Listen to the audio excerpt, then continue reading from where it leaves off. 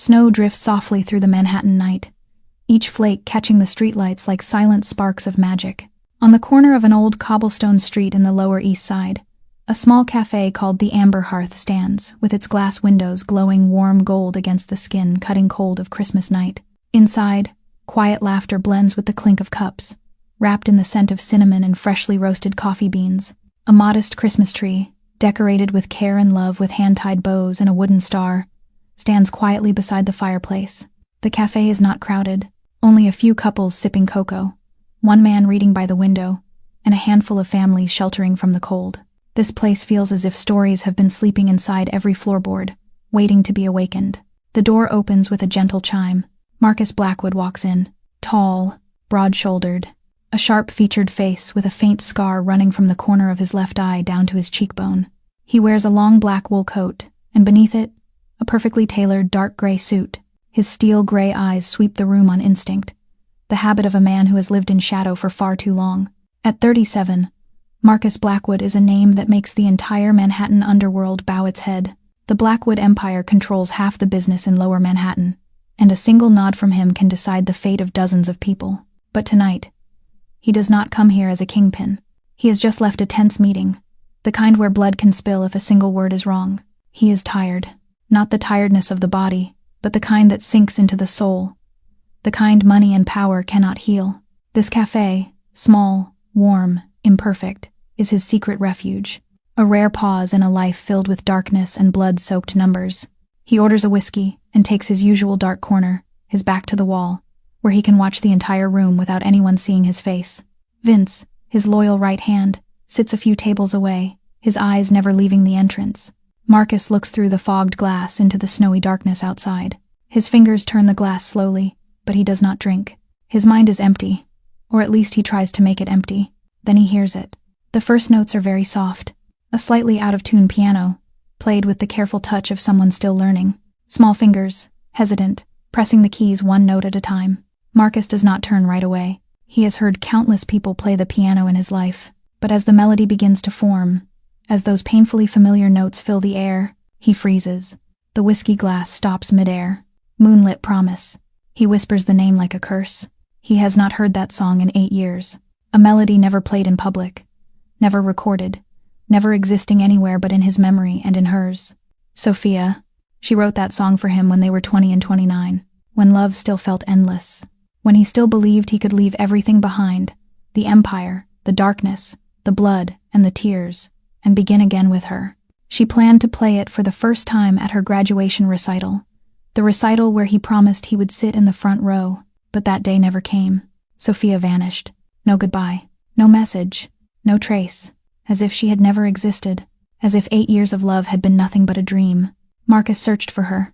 He used every resource, every connection, every ounce of strength in the Blackwood Empire to find her. But Sophia Winters seemed to evaporate from the face of the earth. In the end, he gave up. He buried that song along with his heart, and built walls of ice no one could pierce. And now, in a small cafe, on Christmas night, that melody is alive again, through the fingers of a child. Marcus turns slowly, as if afraid that if he moves too fast, the illusion will disappear.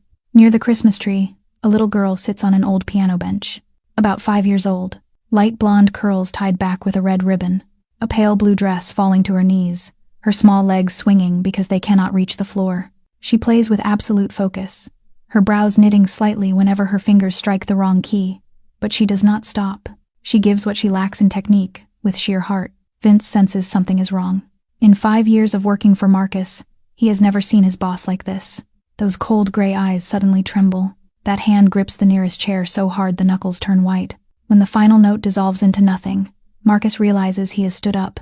The whiskey is forgotten on the table. His heart pounds in his chest, a rhythm he thought had died long ago. The little girl finishes, then gives an adorable bow to a few scattered claps from the cafe. Then she hops down, runs to a nearby table, and takes a sip of hot cocoa, her cheeks flushed with satisfaction. Marcus walks toward her, each step heavy, as though he is walking across broken glass. He kneels beside the girl, trying not to frighten her, but his voice comes out rough when he speaks.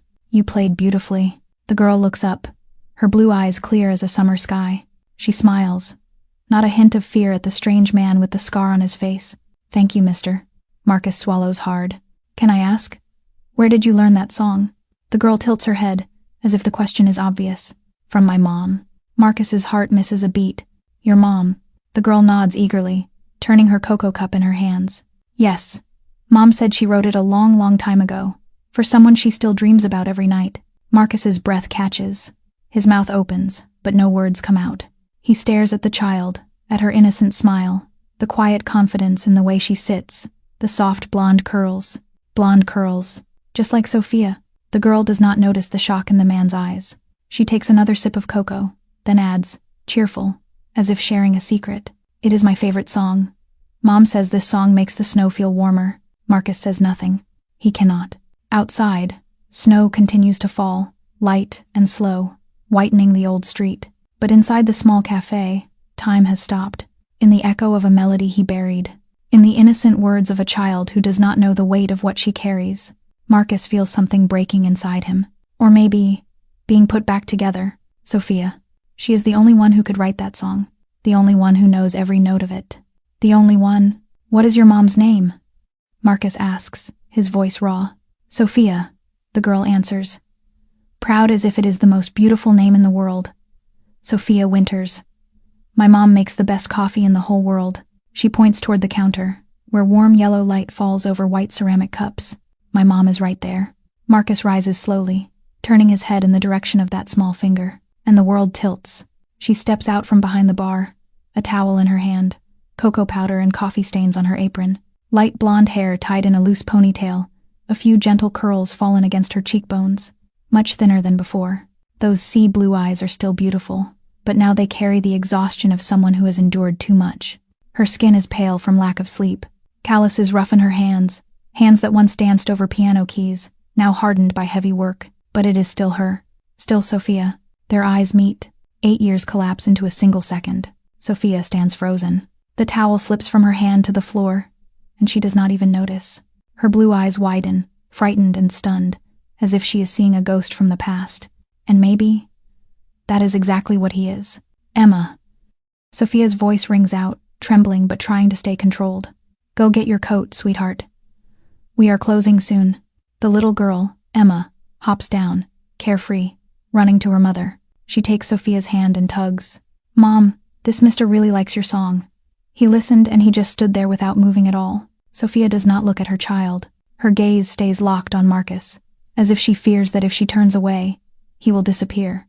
Or maybe she hopes he will. Marcus steps closer. Only one step. But Sophia steps back, instinctively pulling Emma behind her. Sophia. He says her name, his voice low and rough, as if that name is the most sacred thing he has ever spoken. She swallows.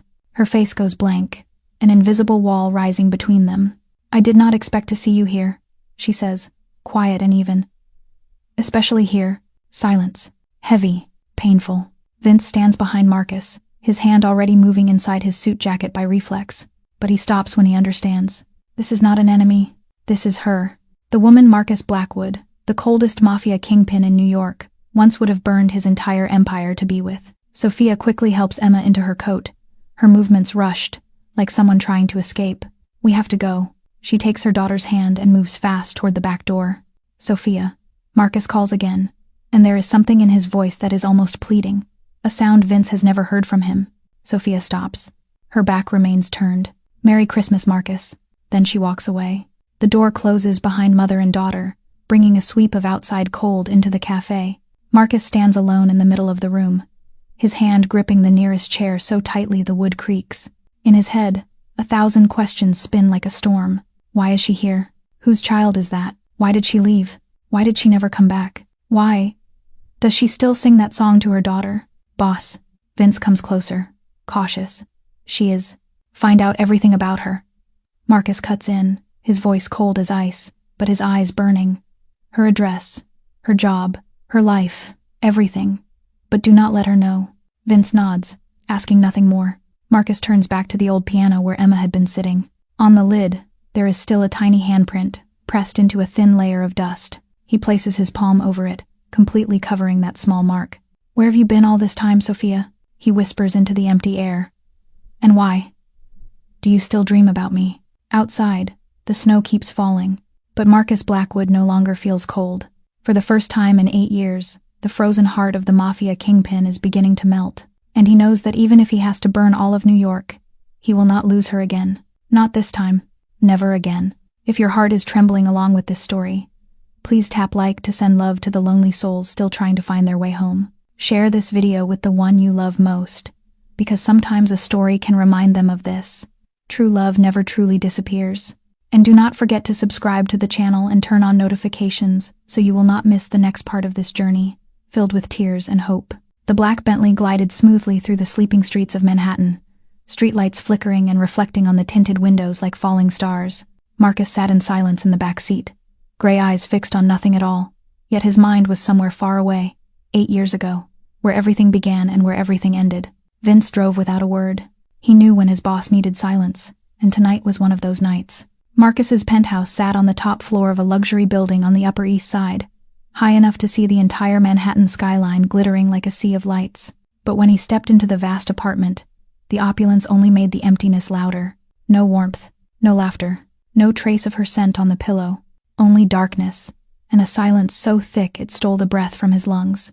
He did not turn on the lights. He went straight to the wall of glass and looked down at the city sinking under white snow, a whiskey in his hand, untouched. His thoughts would not stop circling back to the first night he met her. Marcus was 29 then. He already held half the Blackwood empire after his father's death. He was used to people lowering their heads when he entered a room. He believed he could no longer feel anything but cold. Then he walked into a small piano bar in Greenwich Village, where he had come to meet a business partner, and his life changed forever. Sophia was playing on the small stage. Her blonde hair spilled over her shoulders. Her blue eyes were closed, as if she had slipped into a world of her own. She played a Chopin nocturne, and each note felt like it was telling a story meant for him alone. Marcus stopped in the doorway, forgetting the appointment, forgetting the partner, forgetting even who he was. He knew only one thing. He had to speak to that girl, no matter what it cost. That night, he stayed in the darkest corner of the bar until her shift ended. Then he approached her with a glass of lemonade, and a smile he did not even recognize as his own. She looked at him with eyes that held no fear, no flattery, only the pure curiosity of someone who has noticed something interesting. They talked until the bar closed. Then they walked along the empty streets until dawn painted the horizon pink. Sophia did not know who he was. She only knew he was Marcus, the man who liked to sit in the darkest corner, and who carried the saddest eyes she had ever seen. And Marcus, for the first time in his life, was loved for who he was, not for power or money. The months that followed were the happiest time of his life. He went to the bar every night just to hear her play. Then they would walk, talk, share their dreams. Sophia wanted to become a pianist. She wanted to write music. She wanted to reach into other people's hearts through melody. And Marcus, for the first time, began to dream of another life. A life without blood, without darkness. Only her, and music. He decided. He would leave the empire. He would hand everything to Vince, or sell it off. He would start over from the beginning with Sophia.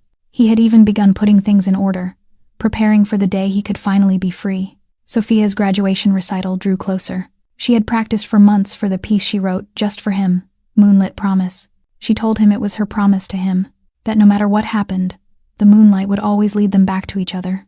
Marcus still remembered that morning. He wore a black suit. He carried a bouquet of white roses. He arrived at the recital hall with a heart pounding wild with anticipation. But Sophia never came. He waited in confusion, calling dozens of times, but no one answered. He ran to her apartment and found only a locked door and silence. He searched like a man gone mad, using every resource of the Blackwood Empire, but Sophia Winters seemed to evaporate from the earth. No one knew where she went. No one knew what happened. She disappeared, taking his heart with her, leaving behind a hollow space nothing could fill. Marcus stood by the glass now, watching the snow fall, and realized his cheek was wet. For the first time in 8 years, the coldest Mafia kingpin in New York was crying, not with anger, not from betrayal, but because he had just understood something. Sophia did not abandon him. She still dreamed about him every night. She still taught her daughter the song she wrote for him. For 8 years, he had believed she had forgotten him, chosen another life. But tonight, through Emma's tiny fingers, he knew the truth was something else entirely. And even though he did not yet know what had happened, even though he still did not understand why she had to leave, Marcus Blackwood knew one thing with certainty. He would find the truth. He would not lose her one more time. The small apartment above the cafe has only one bedroom, a cramped kitchen corner, and an old sofa with fabric worn thin. But for Sophia, this is home. It is where she and Emma can shelter from rain and wind. It is everything she has been able to give her daughter after so many years of wrestling with life. Sophia sits beside the bed, watching Emma sleep deeply, her blonde curls spread across the pillow, her pink lips slightly parted as if she is smiling inside her dream. Sophia gently smooths her daughter's hair, her fingers trembling, and the tears she has forced back all night finally spill down her cheeks. Marcus.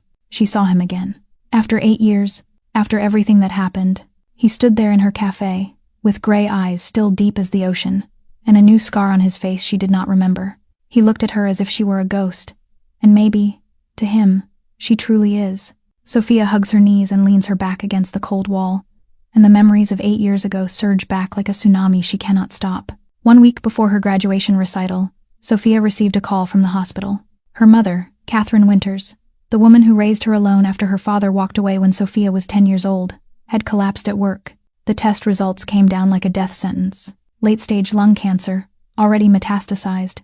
The doctor said her mother had only a few months left, maybe less. Sophia still remembers standing in the hospital corridor, the phone slipping from her hand, the world around her collapsing completely.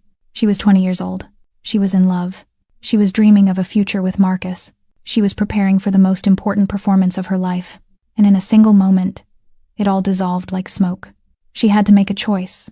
Her mother needed her, needed care 24 hours a day, needed money for medication and chemotherapy, even knowing it would only stretch time. Sophia had no one else. No father, no brothers or sisters, no relatives. Only her and her mother, the way it had always been. And Marcus. Sophia knew that if she told him, he would stay. He would abandon everything to be beside her. He would use his money and his power to help.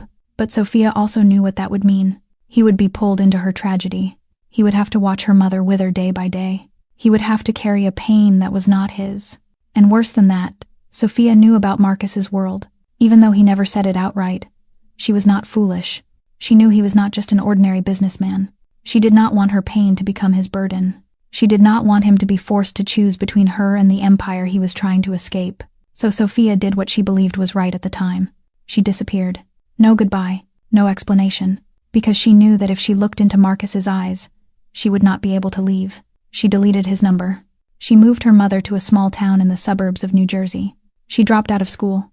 She abandoned music. She abandoned every dream. She became a nurse by necessity, working night shifts at a restaurant to earn money, and spending the day caring for her mother. 2 years passed in a living hell. Sophia watched her mother grow thinner, weaker, in more pain.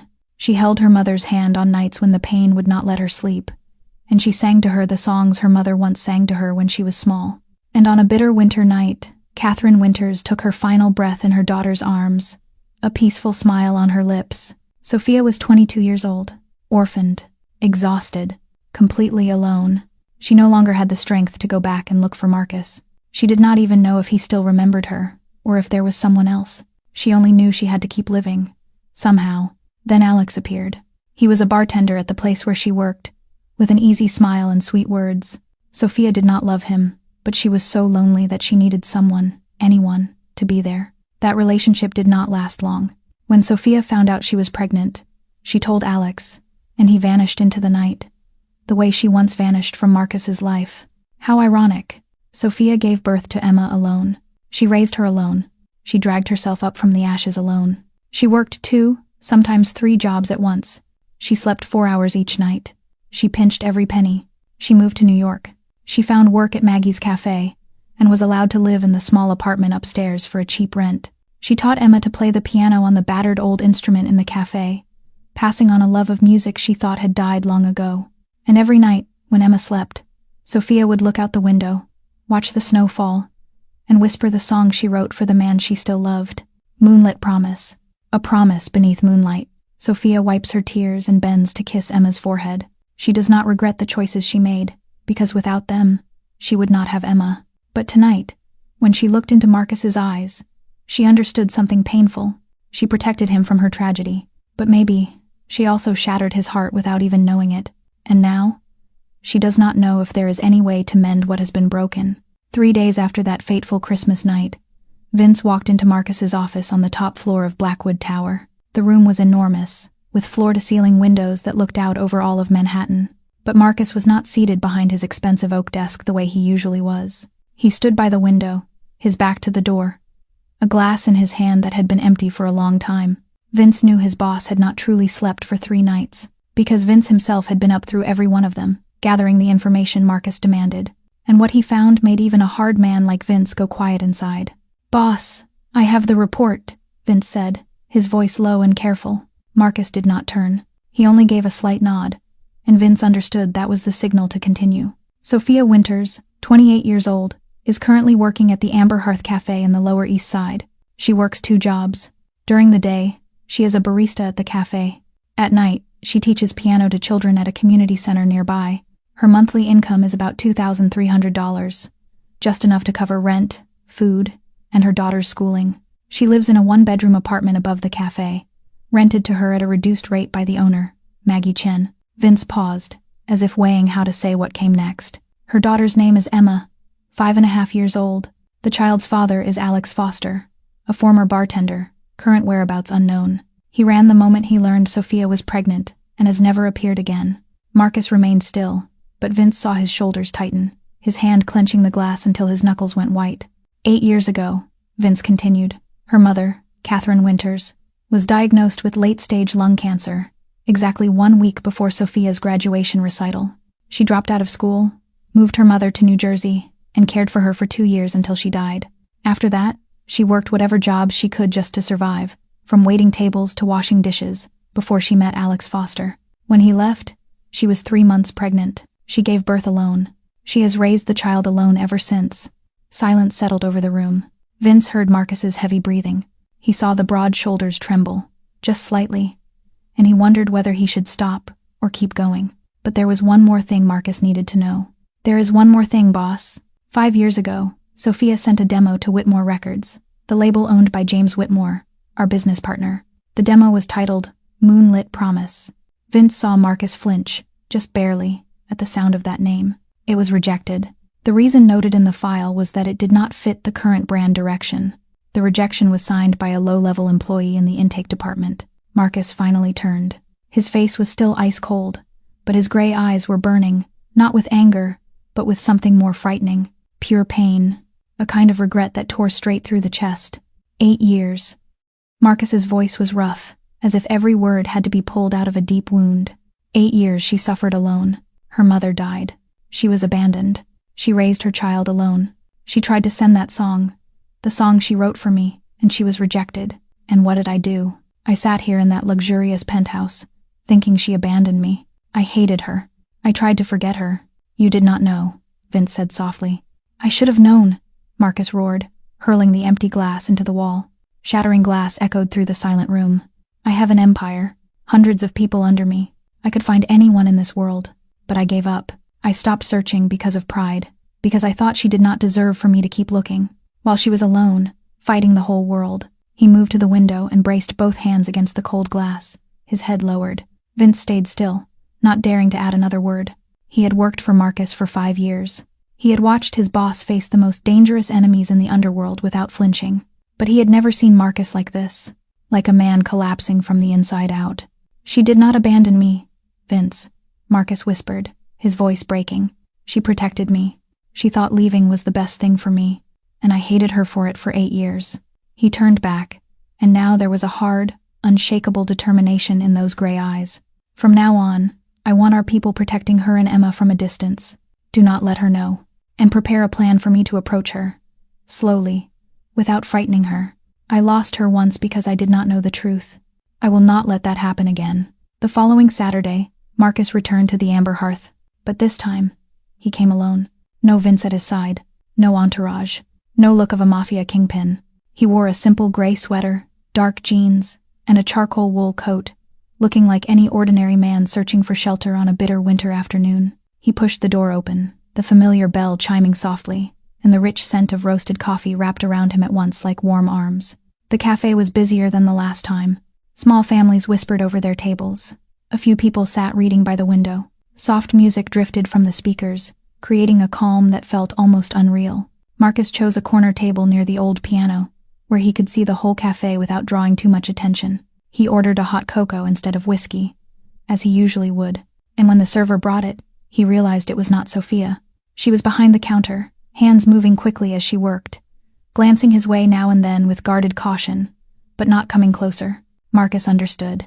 She needed time, and he was willing to wait. He had only taken his first sip of cocoa when he heard the patter of small feet on the wooden floor. Emma, in a pale pink knitted dress and white ballet flats, darted across the cafe like a little gust of wind. When she saw Marcus, her blue eyes lit up as if she had just discovered treasure. "Mister, you are the one who likes my mom's song." Emma ran straight to his table, without a second of hesitation, without a flicker of fear toward the man with the scar on his face. She climbed onto the chair across from him, her legs swinging because they could not reach the floor, and she looked at Marcus with pure, curious wonder. "You came back. I knew you would come back. Mom did not believe it, but I did." Marcus felt a smile rise to his lips without asking permission, something he thought he had forgotten how to do a long time ago. "Why did you believe that?" Emma tilted her head, her expression serious, like a tiny philosopher. "Because when you listened to my mom's song, you did not move at all. Only people who really love music do that. My mom does that too when she hears a beautiful song." Marcus did not answer. He only looked at her, and something strange swelled in his chest. Emma had Sophia's eyes, sea blue and clear as a summer sky. She had Sophia's blonde curls, Sophia's bright smile, even the way she tilted her head when she thought was exactly like her mother. "Do you want to hear me play?" Emma asked, her eyes sparkling. "I am practicing a new song. It is not my mom's song, but it is really good too." "I would love to," Marcus replied, his voice so gentle that it surprised even him. Emma hopped down and ran to the old piano, climbing onto the bench. She placed her tiny fingers on the keys, took a deep breath the way her mother had taught her, and began to play. It was a simple piece, "Twinkle, Twinkle, Little Star," but Emma played with such focus and seriousness, as if she were performing at Carnegie Hall. She missed a few notes in the middle, but she did not stop. She kept going, with the astonishing patience of a 5-year-old child.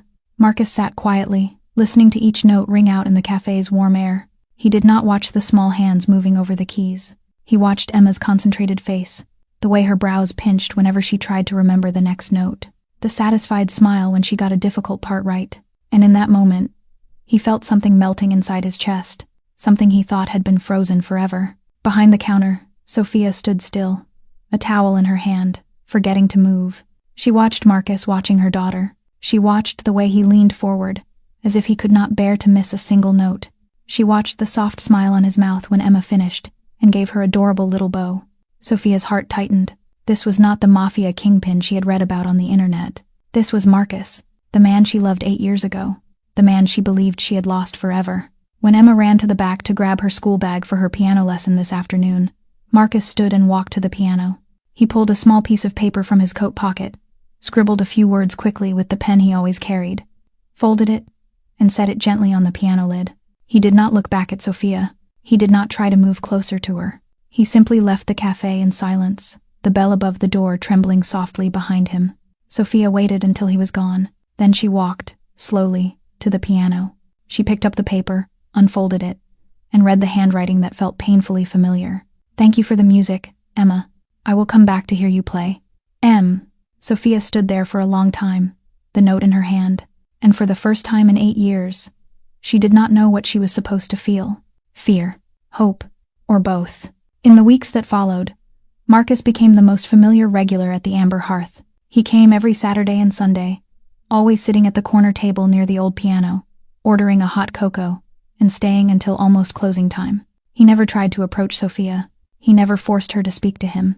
He simply watched from a distance, and gave his time to Emma whenever the little girl ran to his table with that bright, wide smile. And each time he came, he brought a small gift for her. Simple gifts, but each one carried a kind of care that only someone who truly listened could ever give. The first week, he brought a book of fairy tales, richly illustrated, shimmering with beautiful pictures. Emma squealed with delight as she turned each page, her eyes lit up by princesses and castles. "I like Cinderella the most," she told Marcus, and he nodded, storing it quietly in his heart. The next week, he brought 2 more, one about Beauty and the Beast, one about the Little Mermaid, and Emma hugged them to her chest, as if she were holding the greatest treasure in the world. The third week, he saw Emma sitting in a corner of the cafe, trying to draw something with colored pencils that were nearly broken down to stubs, and a wrinkled sheet of paper worn thin from being erased again and again. She frowned, pressing hard with a dull orange pencil to fill in her picture, but the color came out pale and uneven. Marcus watched in silence. His heart tightened as he saw those tiny fingers trying to make something beautiful with such poor tools. He said nothing. He only left earlier than usual. Sophia watched his back as he went, her eyes filled with questions. The next morning, just as the cafe opened, a package arrived addressed to Emma Winters. Maggie, the owner, called the little girl over with a curious look, and Emma tore into the wrapping with the eager joy of a child receiving a gift. Inside was a professional pastel set with 72 bright colors, a thick sketchpad of high-quality paper, and a set of watercolor pencils soft as silk. There was also a small card, with handwriting that felt familiar. For the little artist who can see music in color. Emma stood frozen. Her hands trembled around the box of colors, her eyes so wide she could hardly believe what she was seeing. She touched each pencil with reverence, as if they were made of pure gold. Then she pulled out the orange pencil, her favorite color, the color she had tried to fill in with that broken stub the day before. She turned to her mother, her voice a whisper of astonishment. "Mom, he knows I like orange. I never told him, but he knows." Sophia stood behind the counter, watching her daughter clutch the box of colors like treasure, and something rose in her throat until it hurt to swallow. Marcus was not just looking at Emma, he was truly seeing her. He noticed the small things Sophia, a mother juggling 2 jobs and 1,000 worries, sometimes missed.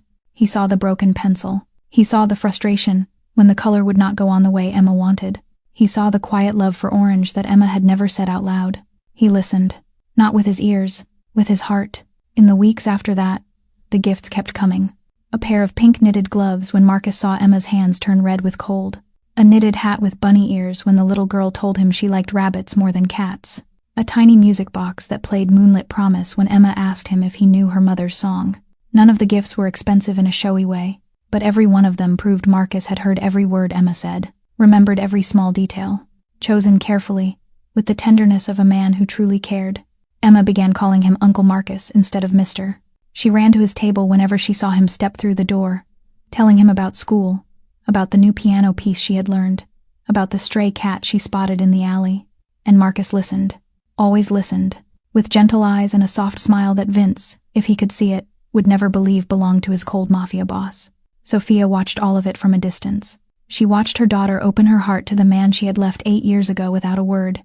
She watched Marcus sit patiently, listening to Emma chatter for hours, without the slightest sign of boredom. She watched the way he bent down to Emma's eye level when he spoke to her, the way he clapped when Emma finished a piano piece, even when she still missed many notes, the way he quietly observed and remembered every small thing about her child. And day by day, the wall Sophia had built around her heart began to crack. She stopped calling him a memory. Somewhere deep inside, she began calling him by the name she had tried to forget for 8 years. Marcus, the man she still loved. One Sunday afternoon at the end of January, when the snow had just stopped falling and a rare sun broke through the gray clouds to spill pale gold across Manhattan streets, Sophia made a decision she never expected herself to make. Emma had just finished her piano lesson at the community center, and when mother and daughter stepped outside, Marcus was waiting on the street corner, holding 2 steaming cups of hot cocoa and a box of ginger cookies from the bakery Emma had once mentioned. The little girl squealed when she saw him. She ran over like a tiny whirlwind and took the cocoa with her pink knitted gloves, the gloves he himself had given her the week before. Sophia paused a step behind, watching Marcus hand the cocoa to her daughter, watching the way he bent down to ask if Emma had enjoyed her lesson, watching the gentle smile on his mouth as the little girl began chattering excitedly. And in that moment, she made the decision. "You can walk back to the cafe with us," Sophia said, her voice soft but clear. The first time she had spoken to Marcus of her own choice since Christmas night. "If you want to." Marcus looked up at her. A flicker of surprise crossed his gray eyes, then quickly softened. "I want to," he answered, his voice low and warm. "I really want to." They began walking along the snow-covered street, Emma in the middle, one hand holding her mother's, the other holding Marcus's. She skipped, trying to stomp on small patches of snow, giggling each time it sprayed up onto her red boots. Sophia walked on the left, quiet but no longer tense the way she had been before, glancing at Marcus now and then, as if she were trying to read the thoughts behind those deep gray eyes. Marcus walked on the right, matching his pace to Emma's small steps, his heart strangely warm even as the winter wind still cut cold. "Uncle Marcus, do you have a daughter?" Emma asked suddenly, looking up at him with clear blue eyes. Marcus was silent for a moment, then shook his head. "No, sweetheart, I do not have a daughter." "Then are you sad?" Emma pressed on, the curiosity of a child having no limits. "I see a lot of kids in my class have a dad. Their dad takes them out, buys them ice cream, tells them bedtime stories. You do not have anyone to do those things with." Sophia drew in a breath, about to step in, but Marcus answered first. "I used to be very sad," he said, gentle and honest. "But now, walking with you and your mom like this, I am not sad anymore." Emma nodded, her face serious, as if she were thinking deeply about his answer. She stayed quiet for a while, stomping through the snow again. Then she stopped suddenly, making both Sophia and Marcus stop with her. She looked up at Marcus, and her blue eyes carried something older than her years, as if she were asking a question without knowing how important it was.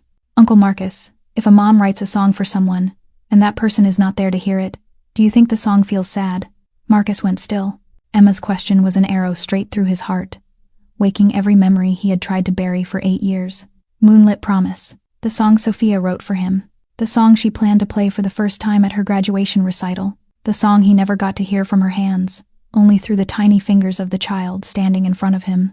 That song had waited for him for 8 years, sung like a lullaby to a little girl every night, kept alive inside the heart of a woman who sacrificed everything to protect him. Would that song feel sad? "Yes," Marcus finally said, his voice rough. "I think that song would be very sad. It would be sad because it was written in love, but the one it was written for was not there to hear it. It would be sad because it had to wait a very, very long time, not knowing if there would ever be a day when it could be heard in the right place, at the right time." Emma looked at him, then at her mother, then back at him. "But now you have heard it," she said, her voice as clear as wind chimes. "I played it for you. So the song is not sad anymore, right?" Marcus knelt down to her eye level, and he felt his eyes sting. "That is right, Emma. Because of you, the song is not sad anymore. Thank you." Emma smiled, bright as sunlight, then suddenly wrapped her arms around Marcus's neck. "I am glad you are not sad anymore," she whispered into his ear. Sophia stood a few steps away, watching her daughter hold the man she had left 8 years ago, and tears slid down her cheeks before she even realized it. She turned her face away, pretending to watch the snow on the street. But inside, her heart was breaking and healing at the same time. Emma did not know how important her question was. She asked only because she was curious, because she was the innocent child she was, 5 years old. But that question did what 8 years of distance could not. It opened a door both Marcus and Sophia had been afraid to step through. That morning, when Sophia opened the doors of the Amber Hearth at 6 o'clock, the way she always did, she stopped dead on the threshold, unable to believe her eyes. In the corner of the cafe, where the old piano had stood for years with yellowed keys and a slightly crooked sound, there was now a completely different upright piano. The new instrument had been restored with meticulous care from a classic vintage piece, its walnut wood gleaming under the warm yellow lights, its ivory white keys pure and bright beside black keys smooth as velvet. It was so beautiful, Sophia had to draw in a deep breath, as if she feared that if she breathed too hard, the illusion would vanish. Maggie stood behind the counter, a cup of hot tea in her hand, wearing a mysterious smile. "Someone delivered it at 5 o'clock this morning," she said gently. "I did not ask. I do not need to know. But there was a card on the piano bench." Sophia walked over, her feet hardly touching the ground, and picked up the small cream-colored card placed on the bench. She opened it, and the familiar handwriting made her heart ache. For the little pianist with the brave hands. M.B. She stood there, staring at the card, staring at the piano, and tears rose up and spilled over before she could stop them. This was not an ordinary piano. This was the kind of piano she had dreamed of when she was studying music, the kind she knew she would never be able to afford in her entire life. And Marcus, somehow, had known that. He had listened. He had watched. He had understood the dreams she had never spoken out loud. "Mom! Mom!" Emma's voice rang from the staircase, and the little girl came running down like a small gust of wind, her blonde curls still tousled from sleep. When she saw the new piano, she went still, her blue eyes widening until they nearly filled her small face. She walked toward it one step at a time, slowly, as if she were stepping into a dream and was afraid she might wake up. "Mom, a new piano," Emma whispered, her voice trembling with emotion. "It is so beautiful, Mom. It is so beautiful." She touched the keys, gently, reverently, as if touching a priceless treasure. Then she pressed down a single note. The sound rose clear, pure, and perfect. So perfect that both Sophia and Maggie held their breath. Emma pressed a few more notes, her eyes shining, then turned to her mother with the brightest smile Sophia had ever seen. "Uncle Marcus gave it, right, Mom?" Emma asked, even though she already knew the answer. Sophia nodded, unable to speak because her throat had tightened shut. Emma turned back to the piano, her small hands smoothing over the polished wood. "I knew it," she said, her voice full of pride. "I knew Uncle Marcus is a good person. He always listens to me. He always remembers what I say. He knew I like orange. He knew I like fairy tales. He knew I wanted a really beautiful piano to play Mom's song."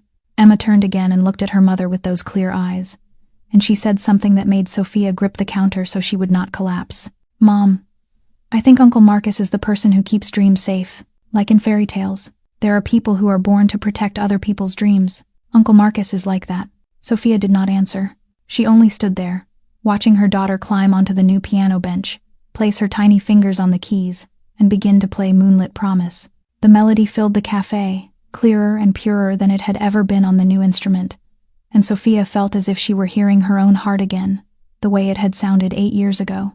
She turned toward the window, and her heart missed a beat. Marcus stood outside, in his familiar black wool coat, hands in his pockets, looking into the cafe with deep gray eyes. He did not come in. He did not interrupt. He only stood there beneath the weak early winter sun, listening to the melody drifting out from inside. When their eyes met through the glass, Marcus gave a small smile. A gentle, warm smile Sophia remembered from 8 years ago. The smile of the young man who sat in the darkest corner of a piano bar and watched her play as if she were his whole world. Sophia did not look away. She stood there, meeting his gaze through the window. And for the first time in 8 years, she did not call him a memory anymore. A memory belongs to the past. A memory is something dead, something that cannot return. But Marcus was standing there, alive, real, present, and he was looking at her with the gaze she knew had always belonged only to her. He was not a memory. He was the present, and maybe, if she was brave enough, he could be the future too. Sophia lifted her hand and placed it against the cold glass, as if reaching for him from far away. And outside, Marcus raised his hand as well, pressing his palm to the exact same spot. Only a thin sheet of glass separated them, yet it felt as distant as an ocean. They stood there, two silhouettes on opposite sides of the window, while the melody of Moonlit Promise rose like a promise from 8 years ago. Finally kept in full, that night began like any other ordinary night. Sophia read a story to Emma, kissed her daughter's forehead, and turned off the light at 8 o'clock. She went downstairs to clean the cafe, to set everything up for tomorrow, then climbed into bed at 11, carrying the familiar exhaustion of a single mother working 2 jobs. But at midnight, Emma's weak crying tore Sophia awake, and when Sophia touched her daughter's forehead, the blood in her body seemed to freeze. Emma had a fever, a very high fever. Sophia snatched the thermometer, and the number that appeared made panic explode inside her. 39.8. She gave Emma fever medicine. She pressed a cold cloth to her forehead, but an hour later, the temperature did not drop. It climbed. 40. Emma began to struggle for breath, her breathing shallow and fast, her blue eyes half open but no longer recognizing her mother. Her little body shivered, her lips turned pale, and the faint moans slipping from her small throat drove Sophia nearly out of her mind with fear. She called the neighborhood clinic, but no one answered at this hour. She called the public hospital, and they told her the emergency room was overloaded, that the waiting time could be as long as 4 to 5 hours. She called a private hospital, and when she heard the pediatric emergency fees, her hand shook so hard she nearly dropped the phone. $1,500 for the exam and initial tests alone, not counting medication, not counting a room if Emma had to stay overnight. Sophia looked into her wallet, where only $200 remained until the end of the month. She looked at her bank balance on her phone, where the remaining amount was not enough to cover even 1/10 of the cost. Emma cried, a thin, painful sound, and Sophia pulled her close, tears sliding down her cheeks without her even noticing. She did not know what to do. She had no one to call, no family, no close friends she could ask for a large amount of money in the middle of the night. She had only herself, the way she had always been alone for so many years. In her panic, her finger drifted across her contacts without thinking. She did not know who she was looking for until she saw the name. Marcus Blackwood, the number he had left on a small slip of paper with Emma's gift the week before. She had saved it in her phone without knowing why, maybe out of habit, maybe because a part of her still wanted to keep a thread tied to him, even if she would not admit it. Sophia did not mean to text him. She only meant to stare at the name for a moment, then find another way. But Emma moaned again. Her small body jerked in a slight convulsion from the high fever. And in that flash of terror, Sophia's finger touched the screen. A message sent before she could stop it. Emma has a high fever. I do not know what to do. That was all. No greeting. No explanation. Only the desperate cry of a mother asking for help. Sophia stared at the sent message, wanting to undo it, but it was too late. She started to type another message to apologize for bothering him. Then her phone vibrated. Marcus was calling. She did not answer. She only watched the screen until the call ended. Then a text appeared. I am coming. 20 minutes. Exactly 20 minutes later, a knock sounded at the door. Sophia opened it, and Marcus stood there, his hair slightly disheveled as if he had jumped out of bed, worry filling his eyes. He did not ask questions. He did not wait to be invited in. He walked straight into the apartment and went to Emma's bed. When he saw the little girl lying there, her face flushed with fever, her breathing weak and labored, his jaw clenched and his gray eyes darkened, Marcus bent down and lifted Emma gently, as careful as if she were the most precious treasure on earth. She did not wake. She only gave a faint moan and let her head rest against his shoulder. He turned to Sophia, his words short, but edged with absolute decision. Let us go. Sophia did not ask where. She did not ask how. She grabbed her coat and ran after him down the stairs, where the black Bentley waited at the curb, engine already running. Vince was behind the wheel, his face grim, and when Marcus set Emma into the back seat and motioned for Sophia to sit beside her child, the car shot into the night like an arrow slicing through wind. The black Bentley tore through the empty Manhattan streets at midnight, and in only 15 minutes, they reached the gate of Mount Sinai, one of the best private hospitals in New York. Sophia did not have time to ask how they were able to go straight into the pediatric emergency wing without waiting. She did not have time to ask why. The doctors and nurses nodded to Marcus, as if he were someone they knew well. She only knew that within minutes of stepping through the hospital doors, Emma was placed on a bed. A heart monitor and oxygen were fitted. A doctor examined her immediately, instead of leaving them to wait for hours the way a public hospital would.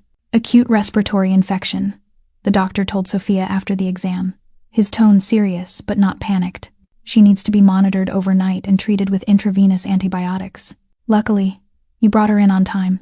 If it had been a few more hours, it could have progressed into pneumonia. Sophia sat beside her daughter's bed, gripping Emma's tiny hand, staring at the little girl lying there with an IV in her arm, an oxygen mask covering half her face, while tears kept spilling down Sophia's cheeks. Emma was more stable now. Her temperature had begun to drop after the injection, but Sophia's heart still hammered with fear. She had almost lost her child. If Marcus had not come, if she had been forced to wait at the public hospital, if she could not afford treatment in time, she could not bear to finish the thought. Marcus stood in the corner of the room, watching quietly, not wanting to intrude on the private space between mother and daughter. Then the doctor stepped out, and an administrative staff member walked in with a stack of paperwork and a bill.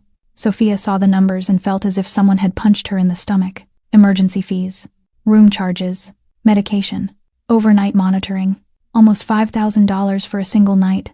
She did not have $5,000. She did not even have $1,000. I will take care of it. Marcus's voice came from behind her, low and solid. All of it. He stepped forward, handed a credit card to the administrator. Give the bill to me. Sophia rose, ready to protest. But Marcus turned and looked at her. His gray eyes held no pity, no sense of charity, only real worry, and something deeper she did not dare to name. No conditions, Sophia, he said, gentle but firm. For Emma, I do not need you to pay me back. I do not need you to promise anything. I only need Emma to get well. That is all. Sophia looked at him, looked into the eyes she once loved with a kind of madness 8 years ago, and she could not hold herself together anymore.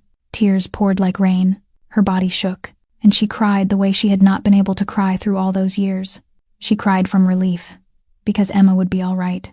She cried from shame, because she could not provide for her child on her own. She cried from gratitude, because the man in front of her had appeared at the exact moment she needed him most. And she cried because 8 years of loneliness had finally been shared by someone else. Marcus said nothing. He simply walked closer and placed a hand on her shoulder. Not an embrace, not pulling her into him, just a gentle touch, so she would know he was here, so she would know she was not alone anymore. Sophia nodded, unable to speak, and that was all the permission Marcus needed.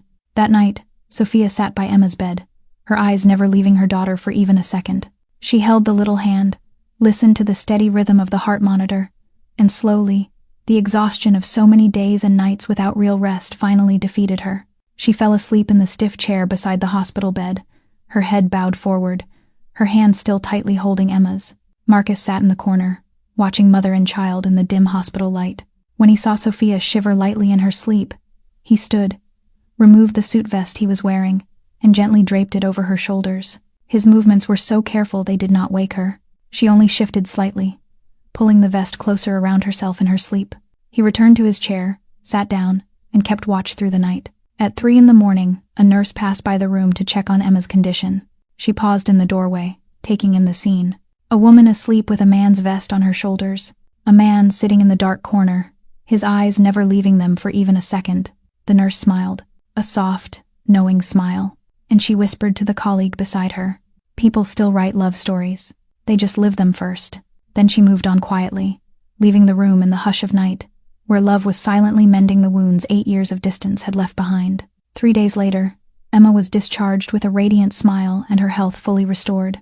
She hugged the teddy bear Marcus had bought her during the hospital stay, chattering to her mother about the fairy tales. Uncle Marcus read to her whenever Mom fell asleep from sheer exhaustion. Sophia watched her daughter, her heart overflowing with gratitude. And with something else she did not dare to name. Marcus had been with them through all 3 days and nights, going home only to change clothes and then returning, bringing food for Sophia, bringing toys for Emma, always ready to carry the little girl for a walk along the hospital corridors whenever she grew tired of lying still. But when they returned to the small apartment above the cafe, when Emma was finally asleep after those draining days, Sophia sat alone in the dark and began to think. She realized she did not truly know who Marcus was. 8 years ago, she loved him without knowing his real world. She only knew he was Marcus, the mysterious man who liked to sit in the darkest corner and listen to her play the piano. He never talked about work. He never explained why he had so much money. Why, sometimes, men in black suits followed him like shadows, and she never asked, because she was too happy to care about anything beyond their love. But now it was different.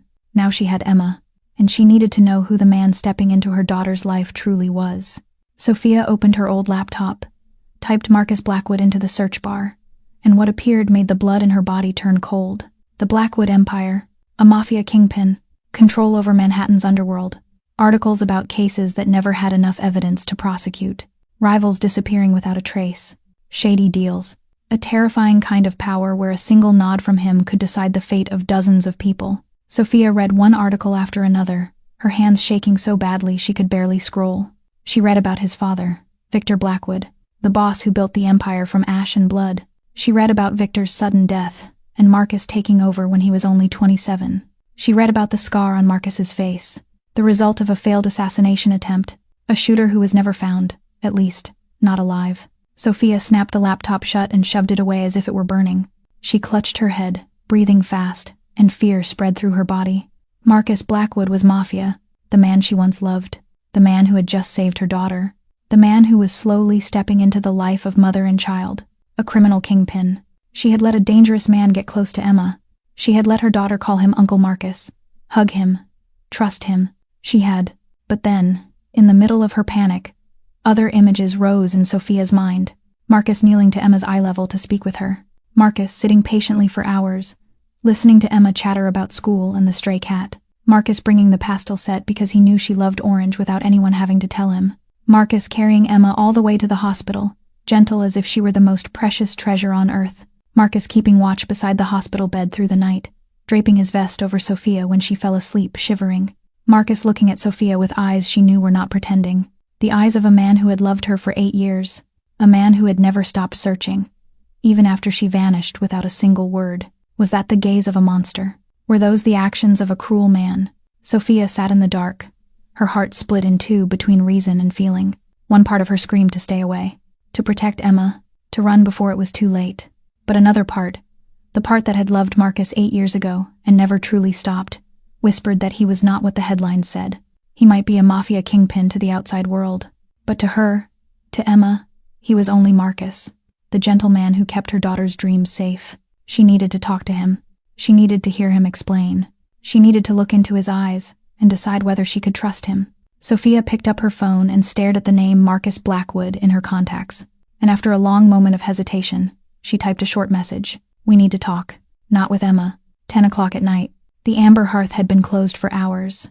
Maggie had gone home after Sophia asked her to watch Emma for a little while. Now only the dim, golden light from a small table lamp beside the bar softened the room. Sophia sat at the table near the piano, both hands wrapped around a cup of tea that had already gone cold. When the doorbell chimed gently, she did not lift her head. She knew it was him. She could recognize the sound of his footsteps even with her eyes closed. Marcus stepped inside, closed the door behind him, and stood there for a moment as if waiting for permission. He wore a simple black sweater, no suit jacket, no aura of a powerful kingpin. Just Marcus, the man she once loved. But Sophia could not look at him the way she used to. What she had read on the internet still carved at her mind like knives. "Sit down," Sophia said, calmer than she expected her own voice to be. "We have a lot to talk about." Marcus sat in the chair across from her, his gray eyes never leaving her for a single second. He did not ask what she wanted to say. He did not pretend not to know. He only sat there, waiting, like a man ready to face his sentence. "I looked you up," Sophia began, her voice trembling faintly even as she tried to control it. "The Blackwood Empire, a Mafia kingpin, control of Manhattan's underworld." She lifted her gaze to him, her blue eyes filled with pain and confusion. "Why did you never tell me, Marcus? 8 years ago, why did you not tell me?" Marcus was silent for a long time. Then he let out a breath that seemed to carry the weight of years of hiding. "Because I was afraid of losing you," he said, his voice low and rough. "I was afraid that if you knew who I was, you would run, and I could not bear that. You were the only light in my dark life, Sophia. I did not want my darkness to touch you. But I needed to know," Sophia said, her voice lifting with emotion. "I needed to know who the man I loved really was. I needed to know whether letting Emma near you is safe." Marcus looked straight into her eyes, and for the first time, she saw real hurt inside that cold, gray gaze. "I am not a good man, Sophia," he admitted, his voice steady. "I have done things you would not want to know. I was born into this family. I grew up in this world, and I had no choice but to become who my father wanted me to become. But I have my lines. I do not deal drugs. I do not traffic people. I do not kill innocent people. I control this empire in my own way, and I am trying to change it from the inside, even if it is very slow." He paused, then went on, his voice softer. "I am not a good man, but I am not a monster either, and I will never hurt you or Emma. Never." Sophia sat still, taking in his words. She did not know whether she should believe him, but there was one thing she knew. His eyes were not lying. Those eyes were still Marcus's eyes, still the eyes she loved. Sad, lonely, the eyes of a man who ached to be loved, but never knew how to open his heart. "Why did you not keep looking for me?" Sophia asked, and suddenly her voice broke. 8 years, Marcus. 8 years I thought you forgot me. 8 years I thought I was only a passing stranger in your life." "I did look," Marcus said, pain in every word. "I looked for you for months. I used every resource of the Blackwood Empire to find you, but you vanished like smoke. I did not know where you went. I did not know what happened. And in the end, when I could not find you, I thought you chose to leave. I thought you did not want to be with me." Sophia felt tears rise, and she did not fight them anymore. "My mother had late-stage cancer," she said, her voice choking. "1 week before the recital, I got the news. She had only months left to live. I had to go back to take care of her. I had to give up everything. School, music, and you, and him." Marcus sat frozen, his face turning white as if struck by thunder. "I did not want to drag you into my tragedy," Sophia continued, tears streaming. "I knew you would stay if I told you. I knew you would give up everything to be with me. But I did not want you to watch my mother die a little more every day. I did not want my pain to become your burden. I thought leaving was the best way to protect you." Marcus stood, moved to her side, and dropped to his knees beside her chair. His gray eyes were red, and for the first time since they found each other again, Sophia saw tears sliding down his cheeks. "You protected me," he said, his voice breaking apart. "And I hated you for 8 years because I thought you abandoned me. You faced your mother's death alone. You gave birth alone. You raised our child alone, while I sat in a luxurious penthouse and drowned in my own self-pity. I am sorry, Sophia. I am sorry I could not find you. I am sorry I was not there when you needed me most," Sophia cried. Marcus cried. And in the empty cafe in the middle of the night, 2 people who had lost each other for 8 years finally found each other again. Sophia reached out, trembling, and Marcus took her hand, his large palm wrapping around her smaller one as if he were afraid she might disappear again. They did not say anything else. They only sat there, hand in hand, letting tears wash away 8 years of pain and misunderstanding. Outside, snow began to fall again, whitening the old street, as if the world itself were cleansing the wounds of the past. Everything was starting to feel good again. After that night of talking in the cafe, Sophia and Marcus began to open their hearts to each other. He still came every weekend. He still made time for Emma. But now Sophia no longer stood far away, watching. She began to sit at the table with him. She began to talk about the small things in her day. She began to smile when their eyes met by accident. Emma was happier than ever, darting between her mother and Uncle Marcus as if this were the most natural thing in the world. And Sophia, for the first time in many years, began to believe that maybe she deserved happiness. But then, on an ordinary evening like any other, everything collapsed. Sophia was checking email on her old laptop when a message from an old college friend appeared. Her name was Sarah, the only friend Sophia still kept in contact with from her music school days. Sarah worked in the music industry now, and she had stumbled onto something she felt she had to tell Sophia immediately. Attached to the email was a forwarded chain of internal messages, and as Sophia read, the blood in her body seemed to turn to ice. 5 years ago, she had sent a demo to Whitmore Records, the label owned by James Whitmore, with the faint hope that someone might listen to her music. She had not used her real name. She signed only with initials S.W. because she did not want to ask favors from anyone. She wanted her music to speak for itself. The demo was Moonlit Promise, the song she wrote for Marcus, the song she had carried for so many years, and finally decided to share with the world. She waited for months, but she never received a reply. She thought her demo was not good enough. She thought she had no talent. She thought her dream of music had died forever. But now, reading the email chain Sarah sent, she learned the truth. Her demo had been received. It had been listened to. And it had been rejected, not because it was not good enough, but for a completely different reason. In the internal rejection email, one line stabbed straight through her heart, not aligned with current brand direction. Confirmed with Blackwood partner, Blackwood. Sophia read the name again and again, and each time, the fury inside her ignited hotter. James Whitmore was Marcus's business partner. She knew that from what she had read about the Blackwood empire. And now her demo had been rejected with the note, confirmed with Blackwood partner. There could be only one meaning. Marcus had known about her demo. Marcus had blocked it. Marcus had destroyed her last chance to chase her music dream. She snapped the laptop shut, her hands shaking so badly she could barely control them. Rage, betrayal, pain, all of it blended into a storm twisting in her chest. She had trusted him. She had begun to open to him. She had thought maybe they could start again. But it turned out that even when she tried to stand up on her own feet, he had quietly pushed her down without her ever knowing. The next day, when Marcus came to the cafe as usual, Sophia was waiting for him. Emma was upstairs with Maggie, and the cafe had closed early. When Marcus stepped inside, the smile on his lips died instantly when he saw her face. Sophia's blue eyes were no longer gentle the way they had been in recent days. They burned with a fire of anger he had never seen before. "Did you listen to my demo?" Sophia asked, her voice cold as ice. "The demo I sent to Whitmore Records 5 years ago. Moonlit Promise. Did you listen to it?" Marcus went still, his expression shifting from surprise to confusion. "What demo?" "Sophia, I do not understand what you are talking about." "Do not pretend," Sophia shouted, tears beginning to spill even as she tried to hold them back. "I saw the email," confirmed with Blackwood partner. "You blocked my demo. You destroyed the only chance I had to return to music. Why, Marcus? Why did you do that?" Marcus stepped closer, his face gone pale. "Sophia, I swear to you, I did not know about that demo. I never heard it. I never knew you sent it. James Whitmore is an investment partner of mine, but I do not interfere with the label's music approvals. I did not know, Sophia. I swear." Sophia shook her head, tears streaming. "I want to believe you. I truly want to, but I cannot. Not after everything that happened."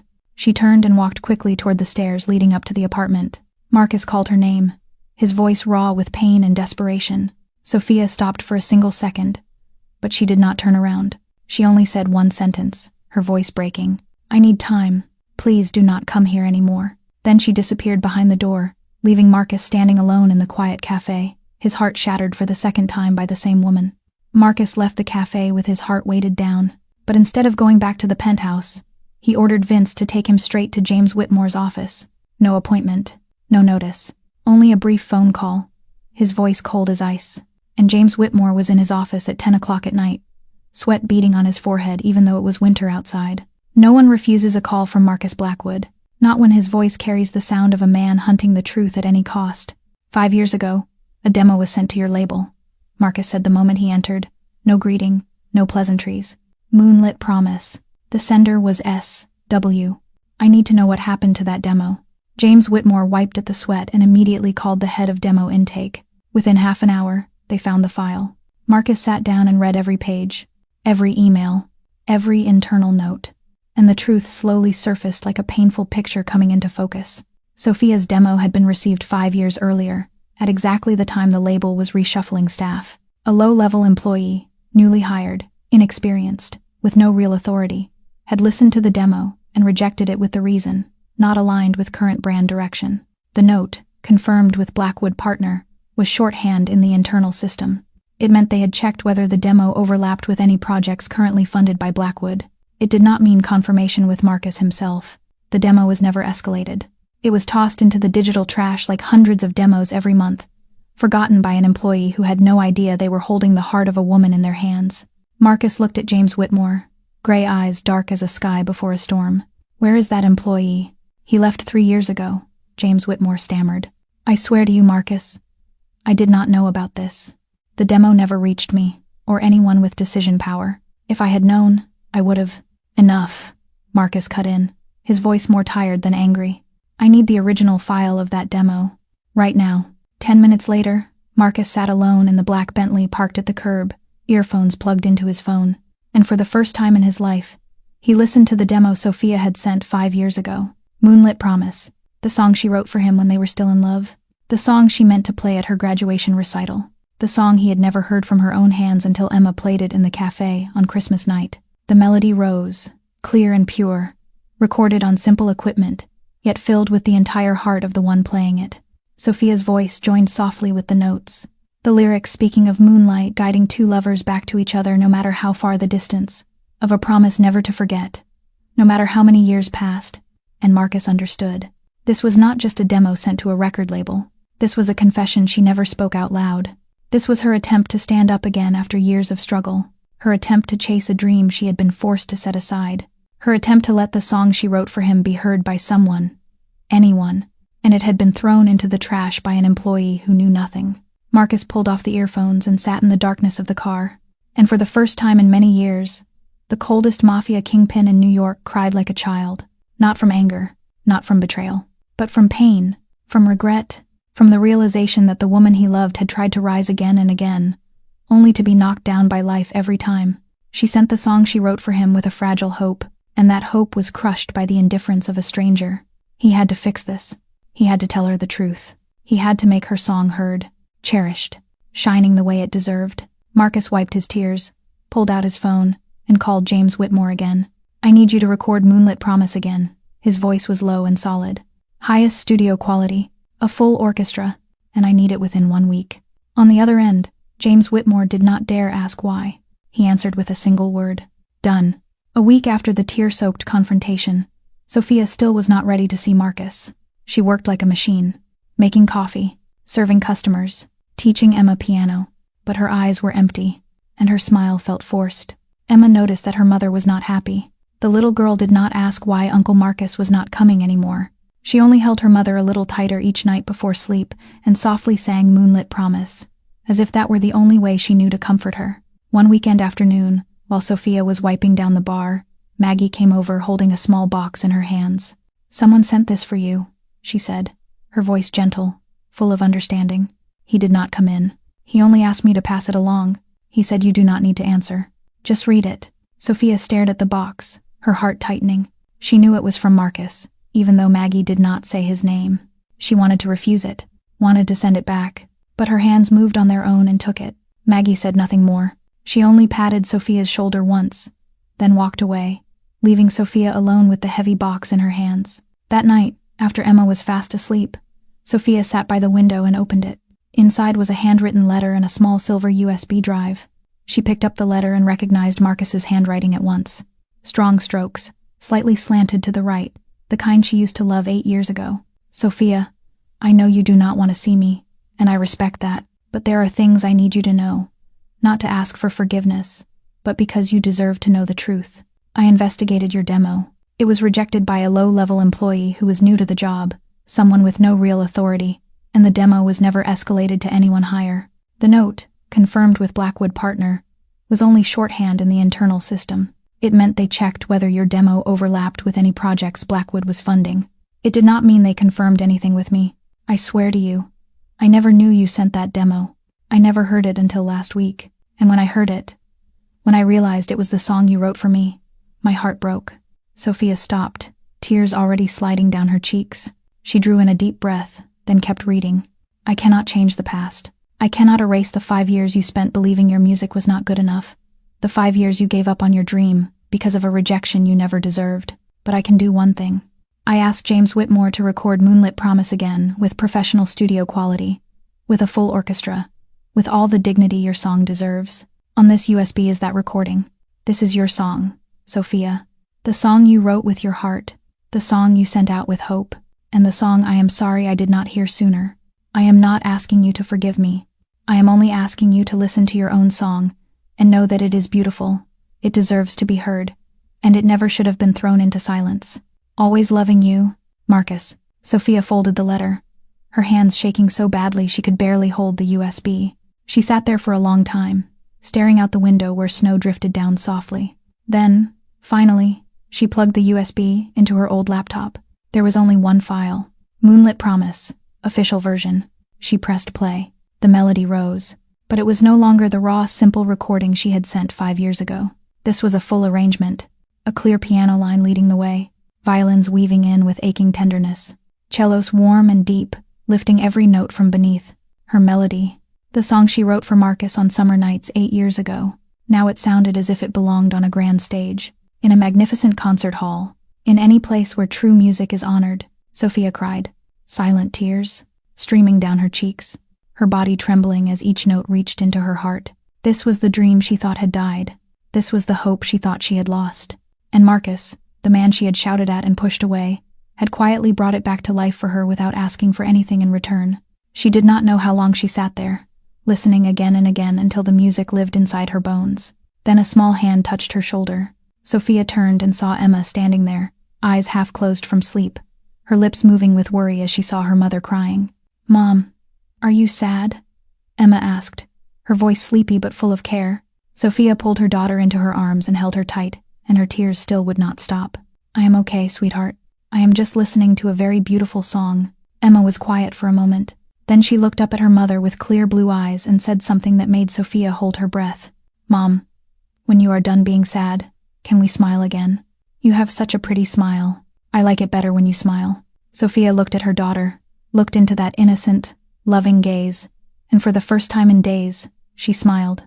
A smile still wet with tears, but real. "Yes, sweetheart," she whispered, kissing Emma's forehead. "When we are done being sad, we will smile again. I promise." 1 week after the day they held each other in his office while snow fell outside, Marcus invited Sophia to an event he said was very important.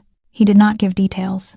He only told her to dress nicely and bring Emma, because the little girl would love what he had prepared. Sophia was curious, but she did not ask for more.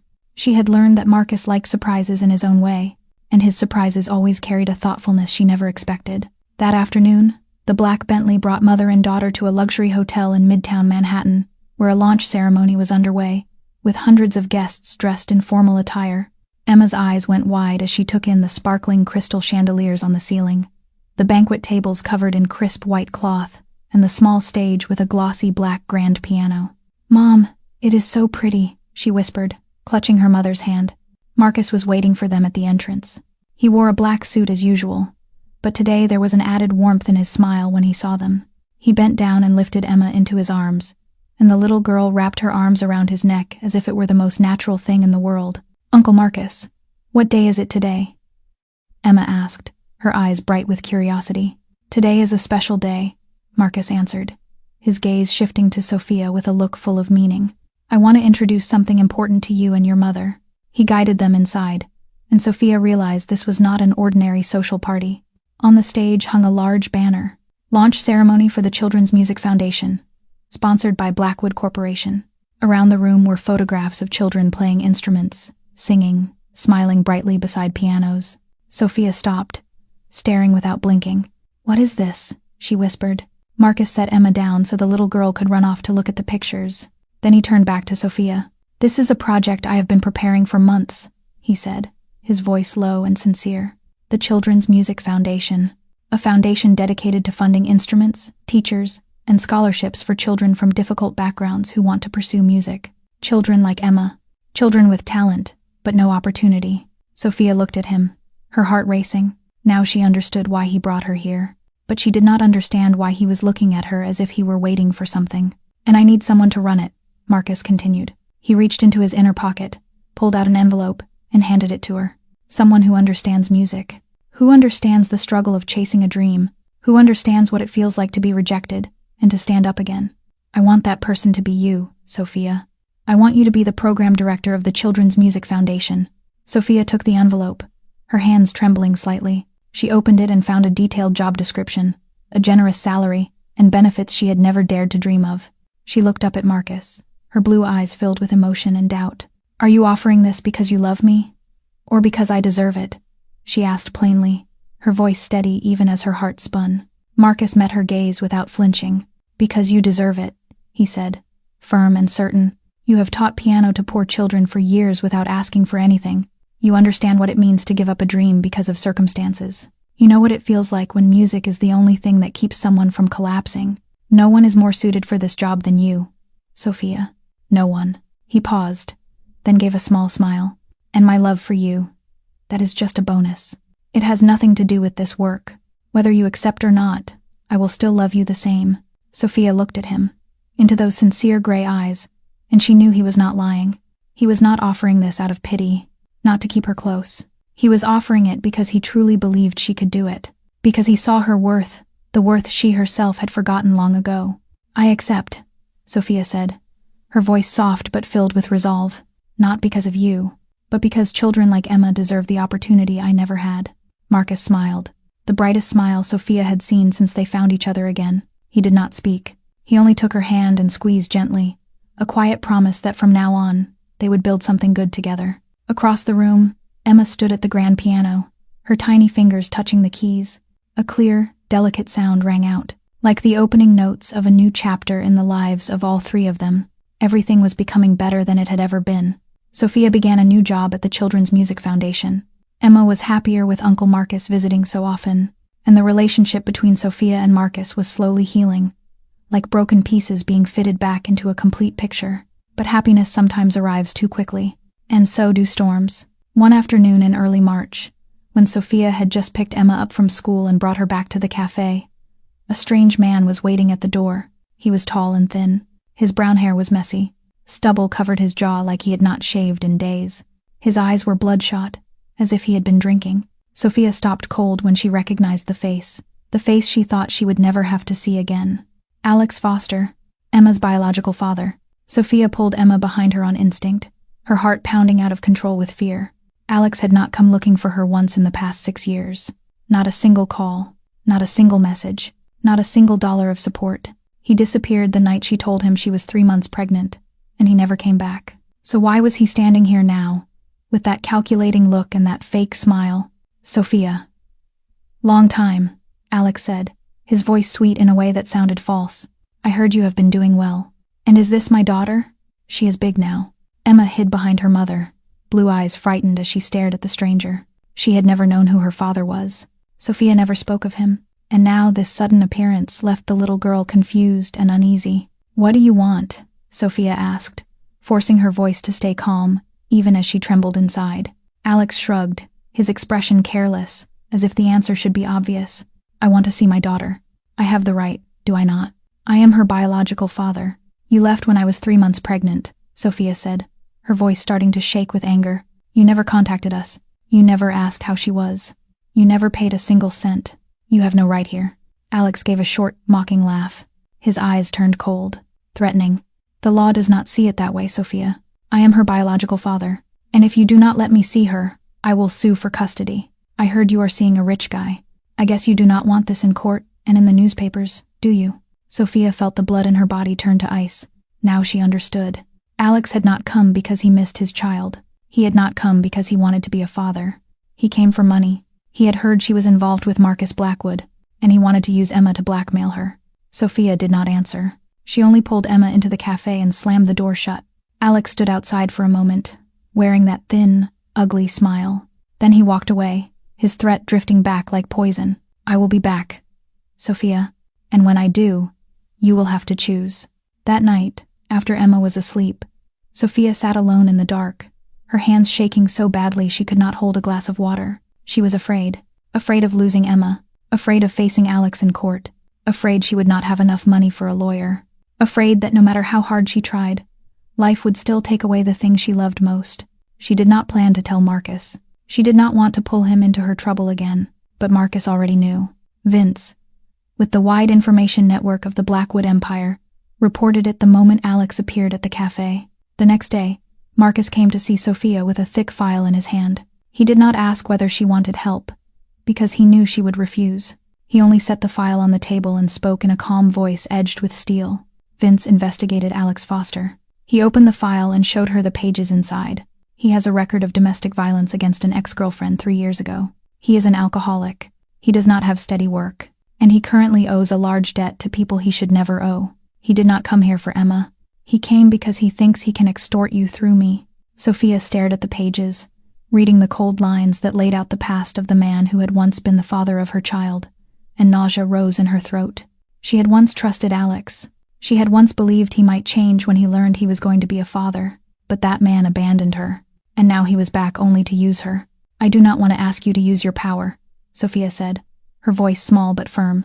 I want to handle this the right way, through the law. Marcus nodded, not arguing. I hired the best lawyer to advise you, he said gently, and I will not interfere in a way you do not want, but you need to know one thing. He looked straight into her eyes, and in those gray eyes, Sophia saw fierce protection, a promise that could not be shaken. He will not touch Emma, not ever. I will make sure of that. No matter how. 3 days after her meeting with Marcus, just as Sophia was beginning to believe everything would be all right, Alex Foster came back. But this time, he was no longer wearing that fake, polite mask. He showed up at the cafe in the late afternoon, when only a few customers remained, gathering their coats and preparing to leave. And he was drunk. The stench of alcohol rolled off him. His eyes were bloodshot. His steps were unsteady as he shoved the door open and staggered inside. Sophia was behind the counter, and the moment she saw Alex, her heart dropped straight into her stomach. Emma was sitting in the corner, playing with the box of colors Marcus had given her, completely unaware that a storm was crashing in. Sophia stepped out from behind the bar, forcing her voice to stay calm even as she shook inside. Alex, you are drunk, she said, low and wary. You need to go home. Alex sneered. The laugh that came out of him was hoarse, mean. Home. I am not going anywhere until I see my daughter, he barked, loud enough that the remaining customers jerked their heads around. You have been hiding her from me. You are running around with that billionaire, and you forgot who I am. But I am her father, and I have rights. Emma heard the shouting. She looked up, blue eyes wide with fear, as she saw the strange man charging toward her mother. She set the colors down and ran to hide behind Sophia, her tiny hands clutching the fabric of her mother's skirt. Sophia pulled Emma further back, placing herself in front of her child like a shield. You are not coming near my daughter, she said, her voice trembling but her resolve fierce. You left when I needed you most. You do not have any right here. Alex moved closer. His face was flushed with alcohol and rage. Who do you think you are to stop me? He snarled, his hand lifted as if to strike. I will show you what it means to. He did not finish the sentence. The cafe door flew open, and Marcus Blackwood walked in. The room seemed to freeze. Marcus stood there in his familiar black wool coat, but the man he wore on his face today was entirely different. This was not the gentle Marcus who sat with a cup of cocoa and listened to Emma's stories. Not the warm Marcus who held Sophia's hand and whispered apologies. This was Marcus Blackwood, the Mafia kingpin, the man the entire Manhattan underworld bowed to. His gray eyes were ice, sharp as blades, and when that gaze locked onto Alex went rigid, as if someone had dumped a bucket of freezing water over his head. Marcus did not speak. He only walked forward, slow, deliberate, every step a threat. Then he stopped between Alex and Sophia and Emma. He did not need words. His eyes said everything. This is my territory. These are my people. And if you touch them, you will vanish from this earth before you even understand what happened. Alex backed up one step, then another. He finally understood who he was facing, and even his drunkenness could not erase the instinct to survive. He had heard of Marcus Blackwood. He had heard what happened to people who crossed the Blackwood Empire. and in that moment, he knew he had made a deadly mistake. I just want to see my kid," Alex stammered, his voice stripped of its earlier aggression, replaced by shaking fear. Marcus opened his mouth, and when he spoke, his voice was low and lethal, like the growl of a wild animal before it strikes. "You have 5 seconds to leave, and if you appear near these two again, I will make sure you disappear. Forever." Alex did not need to hear it twice. He turned and ran, stumbling into the door, then vanishing into the dark outside. The door slammed shut, and the cafe fell into silence. Sophia stood there, her knees nearly giving out from relief. She wanted to speak, wanted to thank Marcus, but her throat locked around the words. Then a small cry rose behind her. Sophia turned and saw Emma trembling, tears streaming down her cheeks. The little girl let go of her mother's skirt and ran to Marcus, wrapping her arms around his leg as if it were the only thing keeping her safe. "Uncle Marcus, I am so scared," Emma sobbed, her voice broken and shaking. He yelled at Mom. He wanted to hit Mom. "I am so scared." Marcus bent down and lifted Emma gently, holding her close. Emma buried her face against his shoulder, crying hard, and Marcus patted her back, his voice softer than it had ever been with anyone. "I am here now, Emma," he whispered, pressing a light kiss into her hair. "No one is allowed to scare you anymore. No one is allowed to scare your mom anymore. I promise." Emma clung to his neck. Her sobs began to quiet, and she whispered into his ear like a prayer. "Do not go, okay? I want you here with me and Mom." Marcus closed his eyes and held her tighter. When he opened them again, his gaze met Sophia's across the room. Sophia stood a few steps away, tears shining in her eyes, her lips forming the word thank you without sound. Marcus said nothing. He only reached out his hand, and Sophia stepped forward, letting him pull her into the circle of his other arm. The three of them stood there, holding each other in the quiet cafe, and for the first time, they felt like a family. 1 year later, Christmas night came again, and the amber hearth was no longer a secret refuge for lonely souls. It had become a symbol of love and hope, a place where the story of Marcus and Sophia was told like the most beautiful legend anyone could ever wish to witness. Tonight, the cafe was dressed more lavishly than ever. Warm golden lights glowed across the windows. Green pine wreaths hung on the door, and a Christmas tree nearly brushing the ceiling stood glittering with gold stars and red ribbons. Inside, the lively laughter of guests blended with the scent of cinnamon, cocoa, and gingerbread, creating a warmth so deep that even the snow outside could not chill it. This was a special night, the first charity concert for the Children's Music Foundation, and also the night Emma would perform in public for the first time. She was 6 now. Her curly blonde hair was neatly tied back with the familiar red ribbon.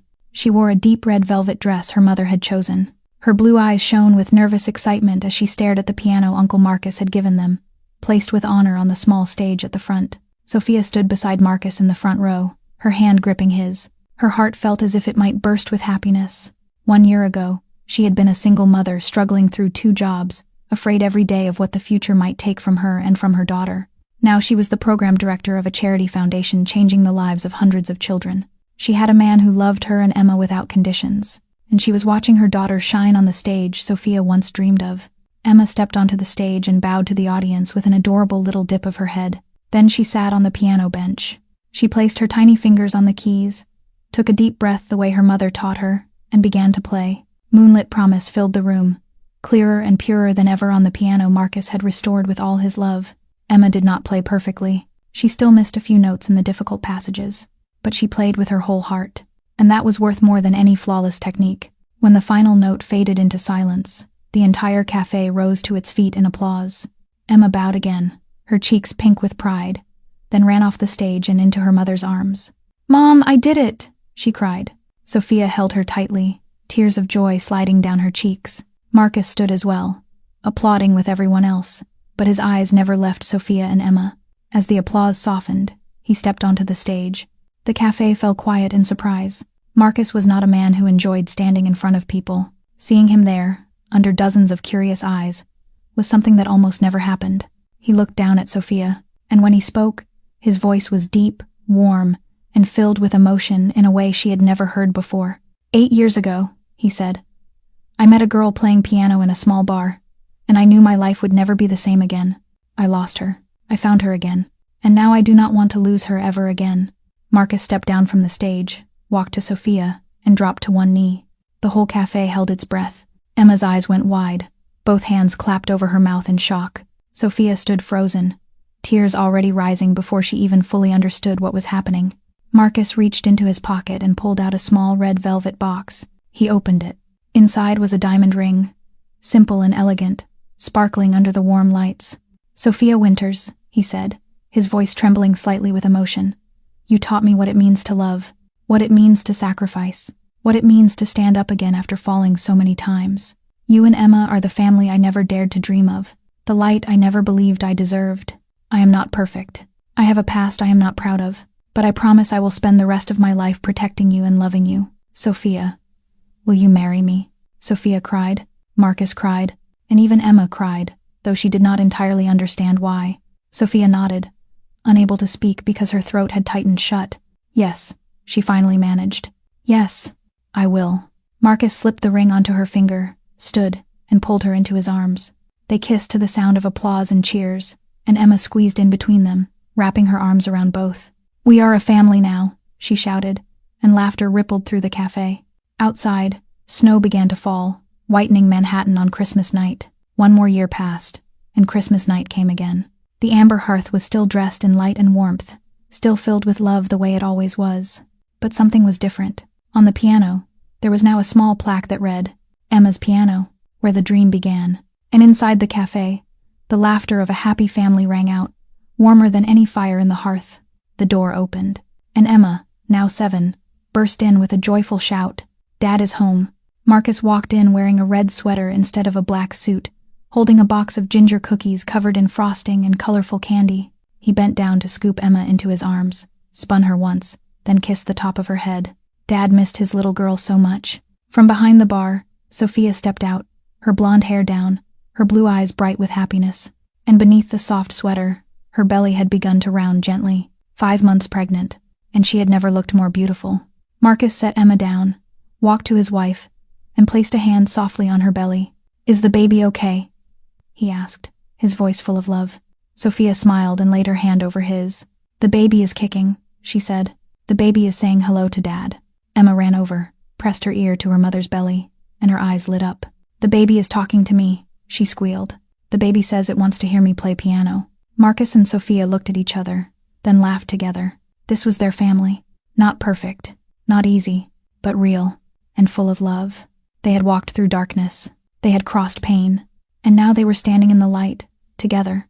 Outside the window, snow fell softly, whitening the old street. And inside the little cafe, the piano began to sing as Emma climbed onto the bench and played Moonlit Promise, the song her mother wrote for her father 8 years ago. The song about a promise beneath the moonlight that true love will always find its way back home. And they had come home to each other, forever.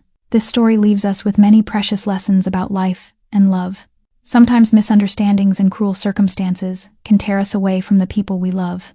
But true love never truly disappears. It simply waits for the right time to return and heal every wound. Sophia taught us that resilience and a mother's love can carry a woman through any hardship. Marcus showed us that even the people who seem the coldest and hardest can have a heart that knows how to love and longs to be loved. And Emma, that little angel, reminded us that sometimes the greatest miracles come from the simplest places, from tiny fingers on piano keys